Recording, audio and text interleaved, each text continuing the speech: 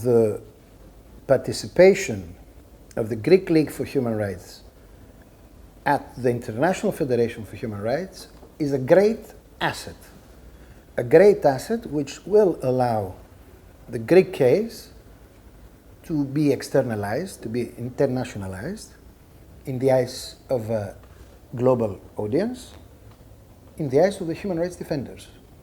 And that is why I believe that the International Federation of Human Rights has all good reasons to work by helping and assisting the national structures, the national members, in order to have a more effective result. These are hard times for Europe, but they are harder in other parts of the world. So the problem in Europe is that by downgrading the level of human rights protection in Europe, this sends a very problematic and negative message everywhere around. So Europe has a particular symbolism when it comes to human rights generally. So it is true that in our days we are witnessing a regularization of a state of emergency. Should that be France? Should that be Turkey? Or should that be a downgrading of rule of law procedures in countries such as Hungary, Poland, and so on?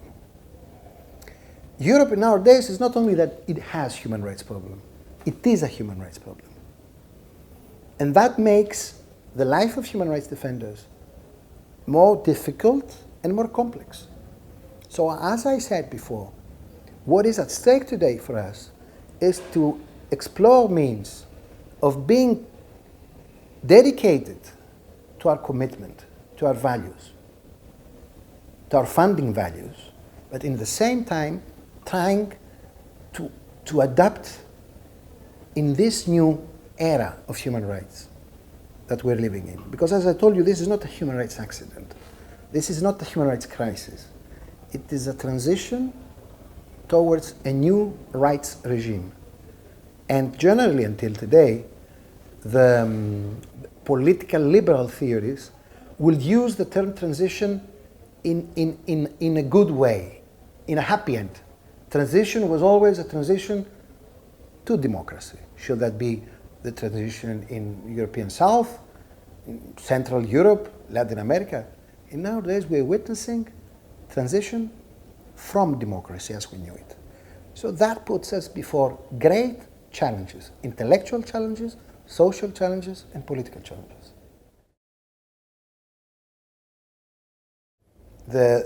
Everybody in Europe will not confess publicly, but in the private discussion, they are staring with panic at the eventual possibility of having Trump as the new president of the US.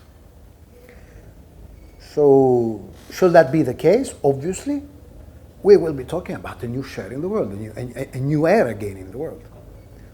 I don't know where will that go. A lot of people who know well American politics will tell you he is not able to perform or to do what he says. But on the other side, if you read what Hitler was writing in the mid-30s, he actually did it. Yeah. So I'm not very safe. We do not have reasons to be extremely safe today, I have to tell you. And unfortunately, we have not reasons to be safe because exactly this political discourse which has been constructed around the very idea of security is the threat to our security. Europe is in a moral panic because 1 million refugees arrived to a continent of 500 million. 1 million refugees out of 65 million refugees we have globally in the world. Why this panic? What is the reason of the rise of the extreme right? Is it 1 million refugees or the panic? Of course it's the panic. So I think what needs to be absolutely, urgently revised and revisited is exactly this unidimensional perspective of security which creates a collective fear. And this fear is exactly the alimentation of the extreme right-wing ideologies. So this is where we can work. This is what I see as a major political and communicational challenge for the International Federation of Human Rights in the next years. The FIDH is a human rights movement.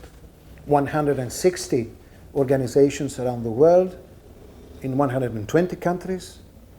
So we're talking about a grassroots movement of human rights. And I think the power here is togetherness. The power is that every part of this body feels the federation as its own federation, its ownership, as we say, as the ultimate legitimate right of belonging. So it's all together that we can work. When I was the president of the Greek League for Human Rights, I enjoyed our membership within the federation. But I must confess that I did not do much in order to actively participate. When all these problems started in Greece 6-7 years ago, I started to think otherwise. How to use the FIDH in order to make the Greek case an international case. Because the more we keep it as a Greek case, the more people will believe that this is a case which happens because these Greeks are extremely particular and so on. Once you internationalize the case, then you're able to make the links, to see what is particular and what is not particular, what is comparable and what is not comparable. And this is the great asset of an international movement, because it helps you being with others, understand others. I was in South Africa, and we were talking about migration. And a very close colleague of mine, a friend of mine, who works for the affiliated organization within the FIDH there, he said to me, we are surprised about the European response to the refugees, because we live with refugees. That's something we know for the last 40 years. Try to use this in the European discourse. Try to banalize the fear. Try to make the European elite and the European people understand that what the Europeans are going through today is only a small symptom of what the world is in.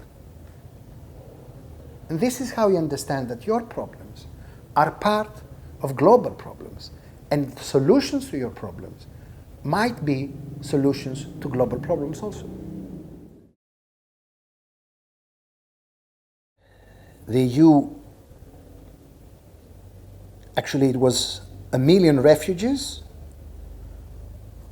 were enough in order to get rid of a tradition that was the result of 2 world wars and the Geneva Convention. So 1 million refugees was enough to get rid of a tradition that we needed 2 world wars and 500,000 of refugees in Europe and dead people in order to construct. So I think that this is a shame for Europe. And should things go well in history, I believe that our children or our grandchildren will be regarding the European answer to the refugee crisis today with a very self-critical way. I hope. So, why the European elites are following this politics? If you really answer, if you really get the sincere answer here, they'll tell you, we know that this will not work. We know that the EU-Turkish deal will not work. We know that all this in practice will not deliver, but we need to send a message. And what is the message? The message is that we keep our gates closed in order to deal with the extreme right.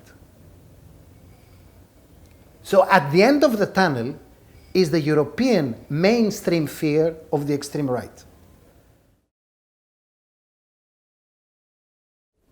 When we speak about refugee management in Greece, we need to put it in the context of the great administrative deficiencies of the Greek state. Second, yet Greece sent a good message of solidarity to these people. And this is where we have to acknowledge the fact that the Greek government last year did not continue with the politics of pushbacks and detention centers, which were supposed to function as deterrents for refugees and migrants. And that was a good sign, because it helped Europe and come straight towards its own responsibility.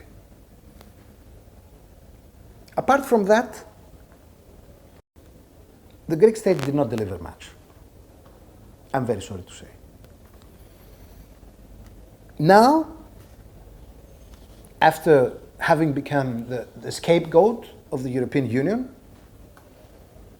exactly by this covered ultra-conservative discourse, now the Greek state is obliged to implement this shameful deal with Turkey.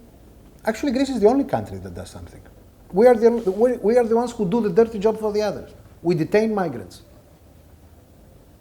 Nobody does the work. And are these detention centers a major blow on human rights? Detention is not a way to deal somebody who entered illegally your territory. He's not a criminal. So even if detention was perfect, which is not the case, of course, I will be against detention because I do not believe that people who cross boundaries because they are afraid of what is happening back to their house should be detained. I find this disgraceful for Europe at the beginning of the 21st century to detain people because they are refugees.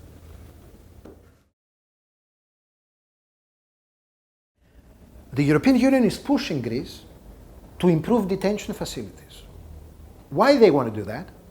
Because they want to return people here. So they say to Greece, please improve your detention structures so we can bring 50,000 guys back to Greece in virtue of Dublin III regulation. And what is the Greek state answering here? I'm not doing it. So you see, we're talking about a complete negative outcome of discussion. In this context, we have had an extremely actual, radical, and proactive role of the civil society and social movements of solidarity. In the absence of state policy, NGOs and solidarity structures did the work which in normal circumstances should have been carried out by the state. Once they do that, of course they have their own agenda. You cannot expect NGOs and social movements to incorporate the state agenda here. You cannot expect all these people to try to implement now the EU-Turkish deal. They won't do it. So now we have a problem. Hoping is an existential part of political action of every subjectivity.